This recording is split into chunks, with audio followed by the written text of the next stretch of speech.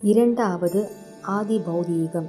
வெளியிலிருந்து உற்றார் உறவினர் நண்பர்கள் கூடயே வேலை செய்யும் மனிதர்கள் ஒன்றுமே இல்லைன்னா 2 கொசுவாவது வந்து கடிச்சிட்டு போயிடும்.